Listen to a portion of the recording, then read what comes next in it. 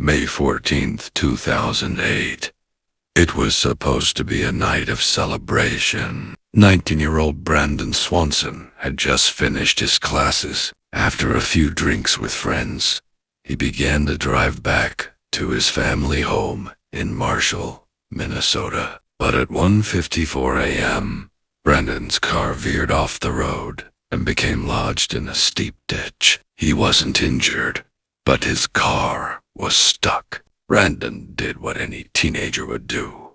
He called his parents. For the next 47 minutes, Brandon's father, Brian, stayed on the line. Brandon described his surroundings. He said he could see the lights of a nearby town, Lind. He told his parents to meet him there.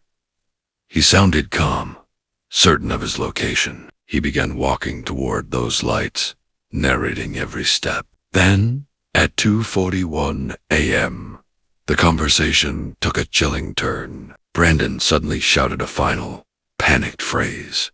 "Oh, shit." The line went silent. Brian and Annette Swanson called their son's name over and over, but there was no response. Brandon Swanson had vanished into the Minnesota darkness. When the search began, authorities faced a mathematical impossibility. Brandon's parents were waiting for him in Lind, exactly where he said he was. They were even flashing their car lights, and Brandon claimed he could see them, but they never saw him. The investigation took a massive turn when police tracked Brandon's cell phone pings. The data revealed something shocking.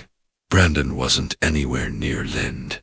He was near the town of Taunton, over 25 miles away in the opposite direction. How could a local resident be so catastrophically wrong about his location? In the darkness, the flat terrain can create light illusions. He was walking through muddy fields, navigating a landscape he didn't recognize. Search dogs picked up Brandon's scent near a ditch off a gravel road. They followed it for nearly 3 miles, leading directly to the banks of the Yellow Medicine River.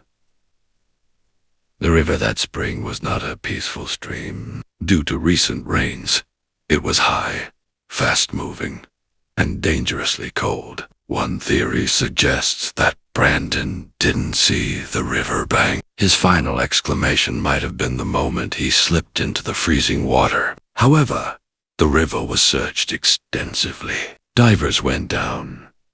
Banks were combed. Not a single piece of clothing, no cell phone, and no body was ever found. If he fell in the river should have given him back. It never did. Over the years, theories have ranged from the logical to the bizarre. Some believe Brandon succumbed to hypothermia and crawled into a space so secluded that such as missed him. The most haunting part of the case remains the phone call. For 47 minutes, Brandon was a living, breathing voice in his father's ear. He wasn't lost in his mind. He was lost in the world. In 2009, Brandon's law was passed in Minnesota, requiring immediate searches for missing adults. Every year, the snow melts, and every year, volunteers look again. But the fields remain silent. Brandon Swanson remains a ghost of the Minnesota plains. Slip well.